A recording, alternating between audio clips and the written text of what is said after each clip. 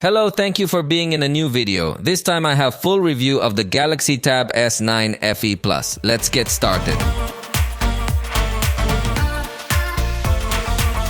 Remember that the FE series is a series with a tighter price in all Samsung products. In this case, we are talking about the Galaxy Tab, which is the tablet that comes in various formats. The simplest format would be Galaxy Tab S9 FE. Then we have the Galaxy Tab 9 FE Plus. At the moment, there is no Galaxy Tab 6 FE Ultra, but we would not rule it out. The launch price in Mexico for this tablet is 11,999 pesos for the 256GB storage model. There is also a model of 128GB, although honestly the price difference is very little, so it would be best to purchase this edition that has more capacity since its announced price for Mexico is 11,499. On the screen you saw the reference price in dollars if you are not from Mexico to give you an idea. So the difference, at least here in Mexico, is $30. The truth is, it would be totally recommendable to buy the 256. And not only does it include the tablet, but it also includes this case that, as you can see, can be removed and put on quite easily and is perfectly comfortable to carry.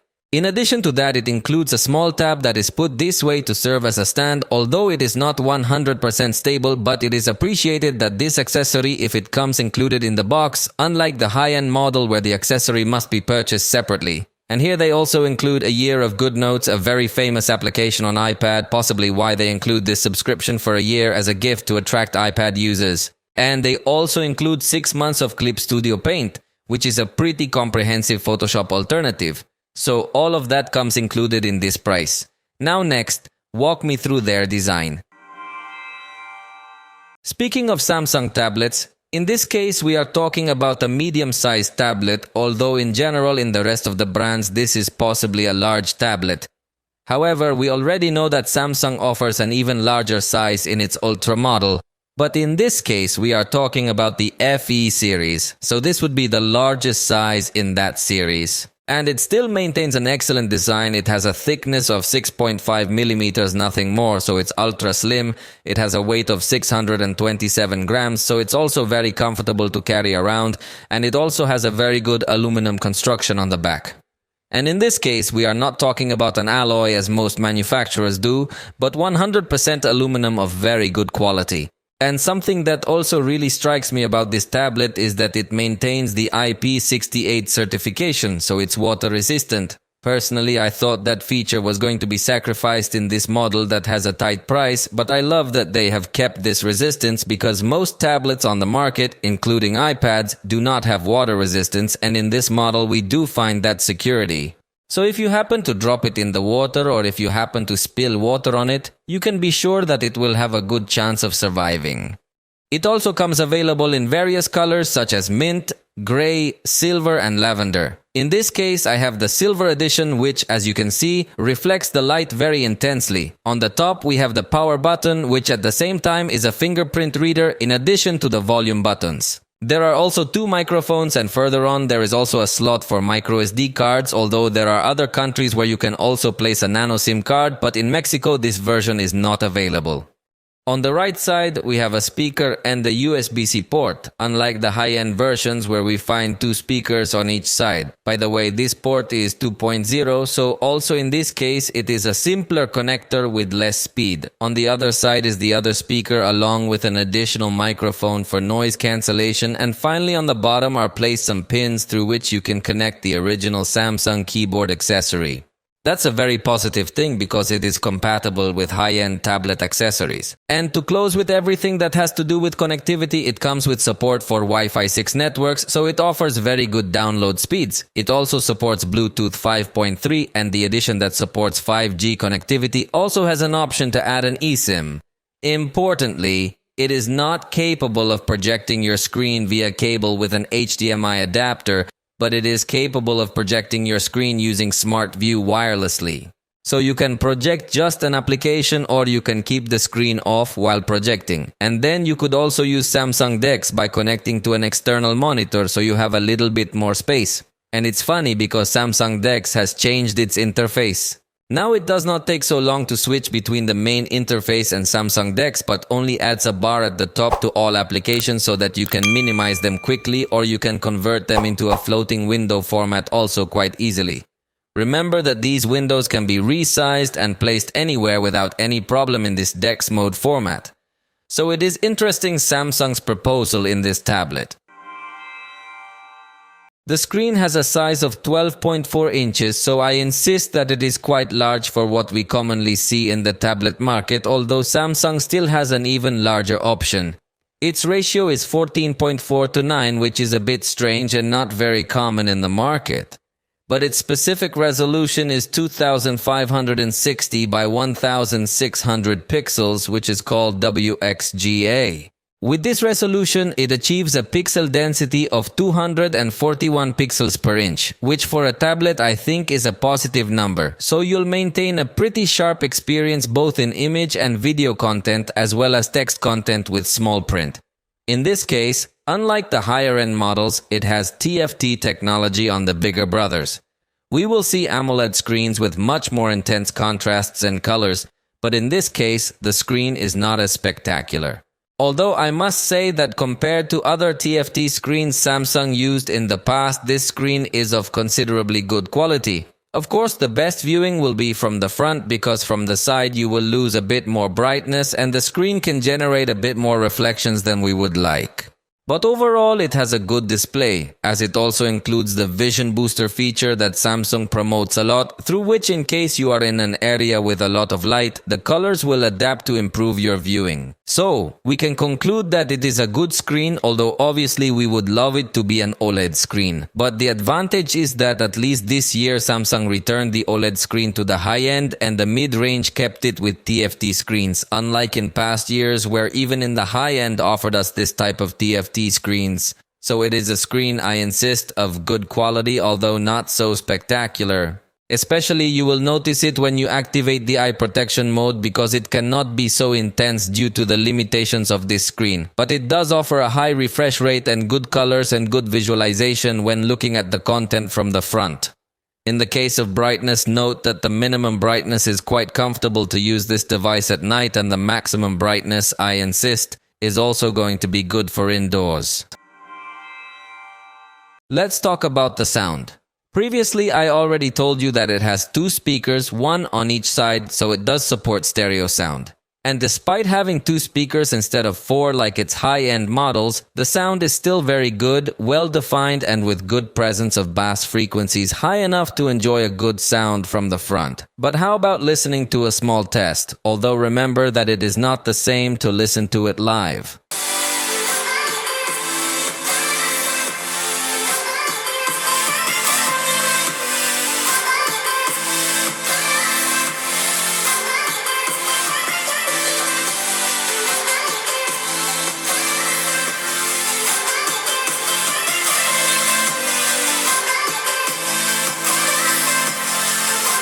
Also, like every Samsung device, it does feature Dolby Atmos both generally in the system and for games specifically, and it also offers us a fully customizable 9-band equalizer or through presets as well, and it also has the standalone sound app through which you can send certain sounds to a Bluetooth device and keep other sounds directly on the tablet.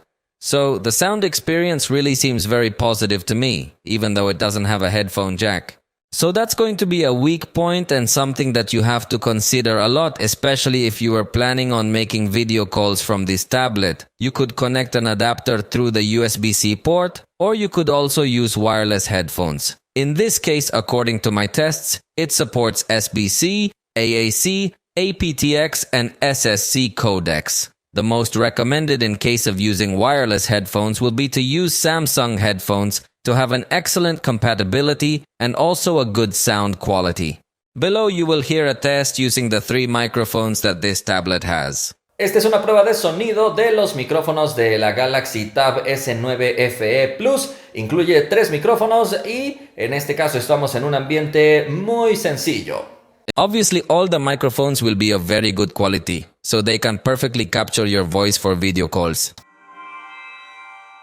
Now let's talk about the cameras. Here at the front we have a 12 megapixel camera with f2.4 aperture and fixed focus, while on the back we have the 28mm 8 megapixel main camera and f1.9 aperture with autofocus. And the second camera is an 8 megapixel ultra-wide camera with f2.2 aperture and fixed focus. Personally, I would have liked it to come with only one camera, and instead of putting an ultra-wide camera, they would have put 4 speakers or maybe a USB 3.1 port, as I consider the addition of the ultra-wide camera totally unnecessary. But let's look at some examples. Una prueba de la cámara frontal de la Galaxy Tab S9 FE Plus. Sinceramente es de muy buena calidad, es capaz de darnos video en 4K. En este caso estoy en una escena con mucha luz, así que es la mejor situación de luz y se ve una imagen muy detallada y muy buena. Ahora estoy en una zona con mucha menos iluminación, pero sigue viéndose una calidad de imagen considerablemente alta, incluso en este caso donde estoy en una situación de contraluz. Las zonas más oscuras sí tienen un poco de ruido, pero sinceramente, comparado contra lo que ofrecen laptops de este precio, es una cámara espectacular. Ahora estoy en una de las zonas más oscuras y obviamente aparece mucho más ruido a mi alrededor,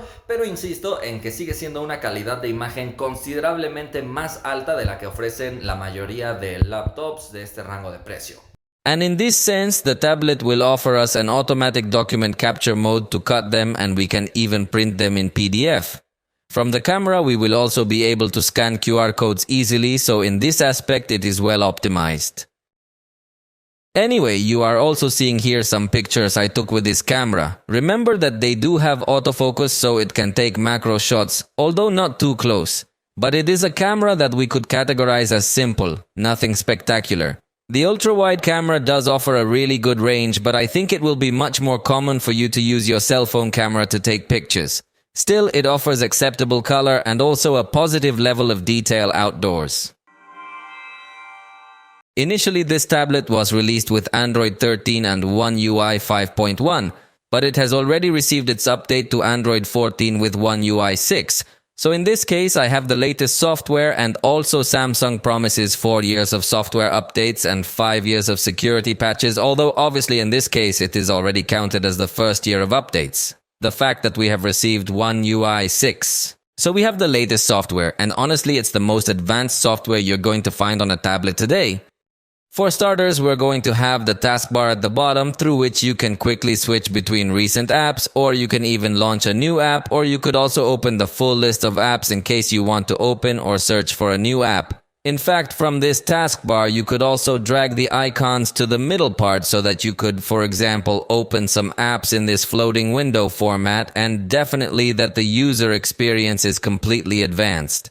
It's a tablet that's definitely going to offer you multiple multitasking capabilities. For example, we're going to put the sound recorder in this part, and as you can see, we already split the screen in two, but we can also open the calendar and place it here so that 3 apps appear on screen.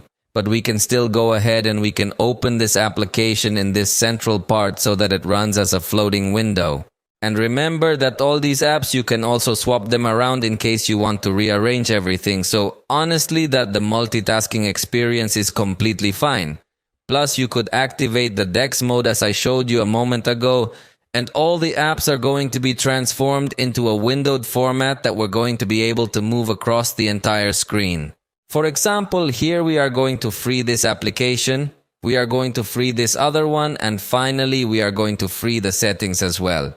And notice how all the apps are now in a floating window mode, and we can also set a window to always be on top of others, or also set a certain level of transparency so that we can use multiple things at the same time. This confirms that Samsung currently has the most advanced multitasking software in a tablet. And in addition to the taskbar, it also has the sidebar through which you can also quickly launch some applications. But remember that also through this sidebar you could get to update the edge panels. For example, you can add tools to take screenshots. Or you could add some other quick information, widgets or quick actions within certain applications. So it gives you a considerably high level of productivity. For example, one tool that I like to use a lot is this pin or insert option. This tablet also has all the automations of modes and routines. So we can have modes fully synchronized with our cell phone and our watch, so that automatically if you are in exercise mode or movie mode, It makes certain changes within the tablet settings. In the same way you could set up routines manually. Look, I'm going to add a routine and I'm going to tell it that when I open the web browser, for example, the screen will automatically switch to a dark mode and enable the light filter. Then simply here I can activate all these options and I can add several actions in order to automate all kinds of things on the tablet. Notice how I have already established that when I open Google Chrome, these things will be activated, and when I exit Google Chrome, all these actions will also be reverted. So notice how I easily log into Google Chrome and immediately the dark mode is enabled and the filter is enabled. When I log out of Google Chrome, it disables the night light filter and disables the dark mode. So in that same way, you can automate all kinds of things on your tablet, since you not only have as conditions the fact of opening an application, but you can also trigger actions depending on a specific time or day, depending on the Wi-Fi connectivity or the different modes and states that the tablet may have. Within the gallery, also note that it has a very good photo editor because it already integrates a considerably advanced object eraser. It simply makes an analysis through artificial intelligence and can select the object you want to delete, and that's how simple it will make the process. Of course, it may not be totally perfect, but you can refine it by selecting again.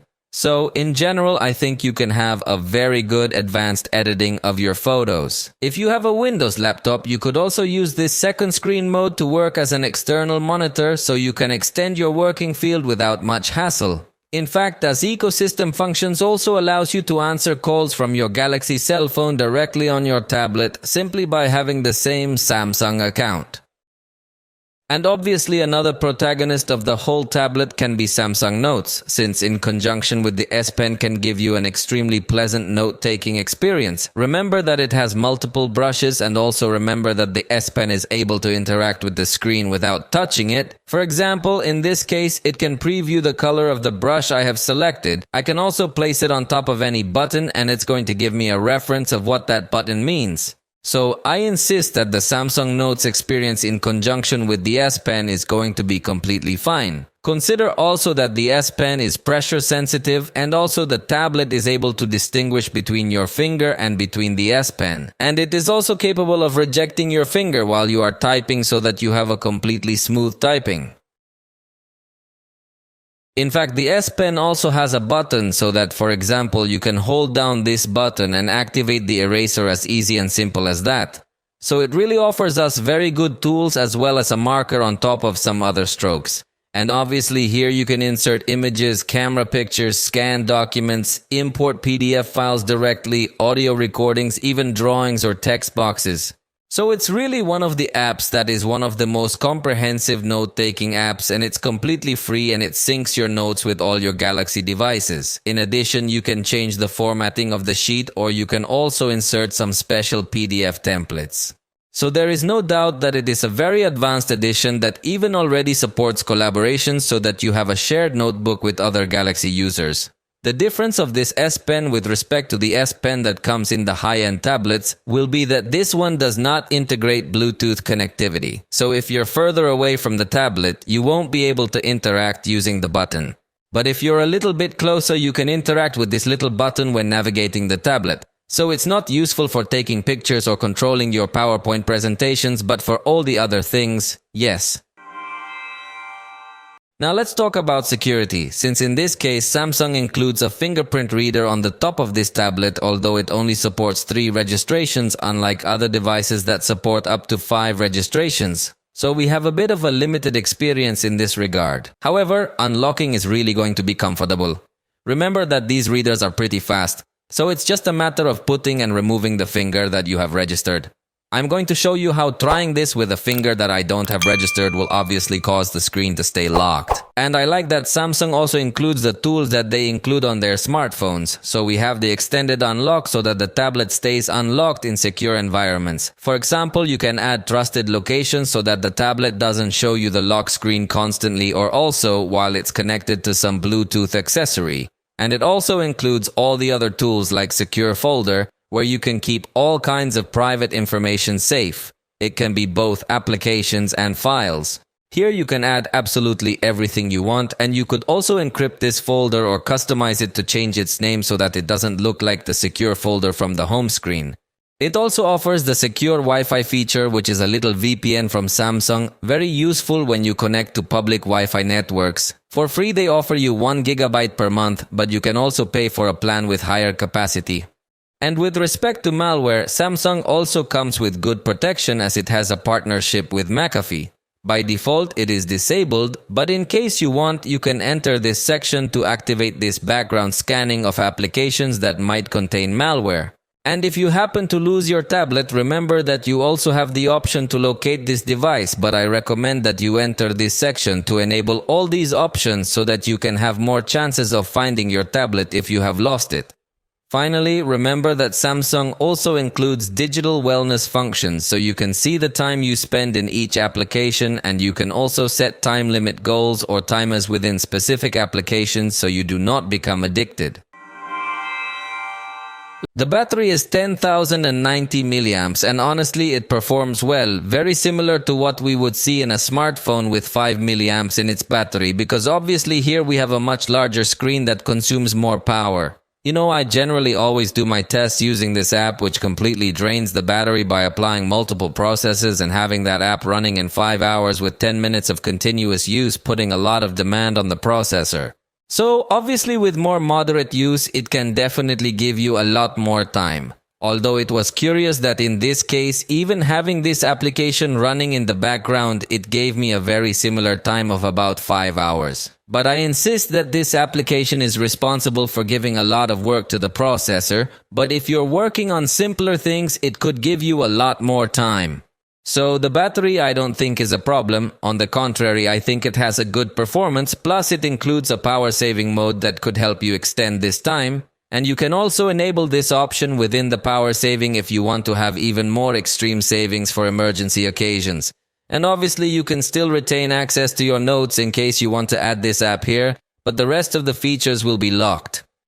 The 25-watt charger is sold separately. That's one point that definitely gets annoying, plus it's not a very fast charger to say the least. In 15 minutes it barely got me back to 9% power, in 30 minutes it got to 24%, and the full charge finished in 2 hours and 11 minutes. So the charging can definitely be considered quite slow.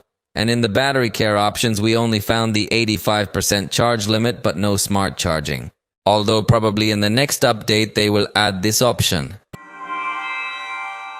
We do talk about the performance that this tablet can reach, as it has the Exynos 1380 processor, a processor that honestly is not the most powerful that we would find today. To have a reference, it is exactly the same processor that integrates the Galaxy A54, which anyway is a mid-range processor, but definitely not its most attractive point, since in the price range, yes, you could get to find more powerful processors.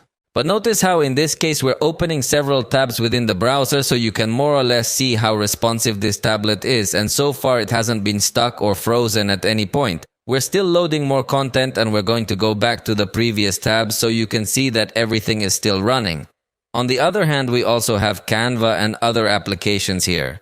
Remember that it comes with 8 GB of RAM and still has RAM Plus with another 8 virtual gigabytes added. In the case of storage, I told you at the beginning that it has 128 or 256 GB versions, and the micro SD that you can put on it can be up to a terabyte. So, in storage, I think we have a very good capacity, and the fact that it supports micro SD, I think it is an advantage because less and less manufacturers bring this slot. Notice that we already have all these tabs open, and at no time the tablet has been frozen. Next, let's go to new applications on the tablet so you can see for yourself how we are switching between all of them, and notice how it has not lost any of its performance. We go back to the web browser and all these tabs are still running. So I think it maintains a considerably high performance, although by the very nature of the operating system we might see some complete application restarts, unlike Windows, where it's much less likely to see something like that.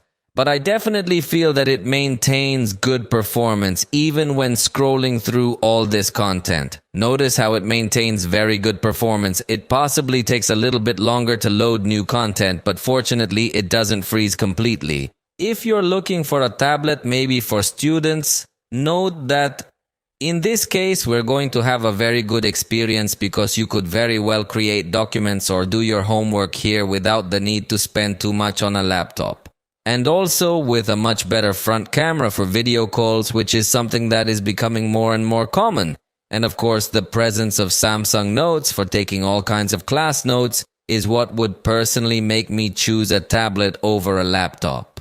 However, obviously here we have a much simpler operating system, so if you want some specialized apps, you're possibly not going to find them here. Unlike on Windows or even on iPad, where we can find a few specialized apps that are not on Android available.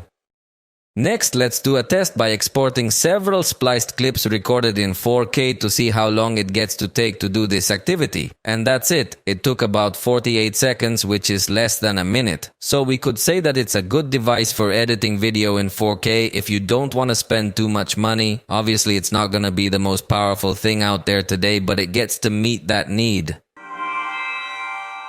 For the gaming experience, Samsung integrates Game Launcher, where we have all the games compiled and can even play content without installing absolutely nothing. This can be especially useful if you like to take care of the internal storage space you have. In addition, here we are going to find the integration tools with Discord and also the Game Booster settings, where we can select which shortcuts we want to have, how we want our screenshots to come out, and if we want to give priority to game performance or we want to give priority to a battery saver.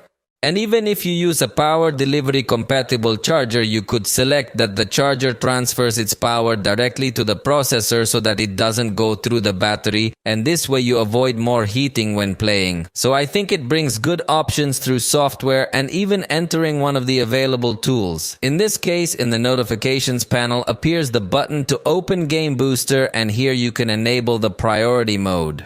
You can also set a screen lock so that the game can continue downloading content without spending too much battery. And you will also be able to have more tools like taking screenshots, screen recording, opening some applications in floating window without closing your game. And also in this part you can give a little monitoring of the current state of the tablet. But if you want more specific monitoring, you can go to download more plugins. In this section, you can download some plugins to specifically customize the performance of each of the games. We're also going to be able to enable a special crosshair for shooting games so that it's always fixed. And you can also set reminders, create GIFs, more priority modes, and PerfZ also allows you to have specific monitoring of CPU, GPU, RAM consumption, and also the current frames per second that the tablet is running in certain games. In the case of Call of Duty, this device allows us to select medium graphics quality by default with very high frames per second. What we can also do is to go up to high graphic quality, and the maximum frame rate is also available, but the graphic quality is lowered. So you have to choose what you want to prioritize, although for our test the most balanced will be to select high graphics quality with a very high frame rate per second. Remember that this Exynos processor does not have very good support capabilities for special game graphics, so if your priority was to play games, I think the most advisable will be to buy another tablet with Snapdragon. Within Call of Duty, obviously the experience will be very good, but because it's not a very advanced graphics configuration. In fact, that is a negative point that in this price range does not allow us to select the maximum graphics quality, unlike other phones and tablets that we have tested in the same price range where they do allow us to do so. In this case, I insist, the experience is going to be completely good. We did not find any serious frame loss, no excessive heating or anything like that, but this is because the graphic quality that is loaded is obviously a fairly simple one. In the case of Legends, we switched the automatic setting to high graphic detail with 60 frames per second. And in this case, we also had a good experience, although as it happens with other devices, at some point it went up to 90 frames per second, but then it was limited to only go up to 60. So we have good stability as long as you don't consider this change that at some point it goes up to 60 frames per second. But overall, it maintains a good experience, good graphics, good gameplay, and I insist that the heating will obviously be very low because on a tablet there is much more room for cooling, unlike a smartphone. In the SpongeBob game, by default, the graphics quality it gives us is average with an average resolution and 30 frames per second. What we did for our test was to go up to 60 frames per second and also go up to high resolution. And with these settings, the experience you're really going to see is average, as you don't even see very detailed graphics and you don't see smooth gameplay either. It's quite evident the moments where the device loses fluidity in its frame rate per second, and even recording the screen feels like the experience is even worse. So I think this device is not very focused for users who are very demanding in running games. Finally, in Henshin Impact, by default we have the low graphics quality selected, but for this test we went up to medium quality with 60 frames per second to see what it could offer us. And in this case, again, the experience will be just okay, but if you're a more demanding gamer, you'll definitely find more advanced stuff for the same price. However, it could also be that those other tablets don't have as many software options as we can find in this model. So it's up to you as a user what you're looking for, as this tablet I think offers very good productivity tools, but for gaming it doesn't seem to have the most powerful processor. However, I don't think it will be a disaster for gaming either, but the most demanding users will probably want a more powerful processor. For the moment, this has been all about this tablet. I hope you liked this video. If you did, you know you can let us know, and we'll see you next time.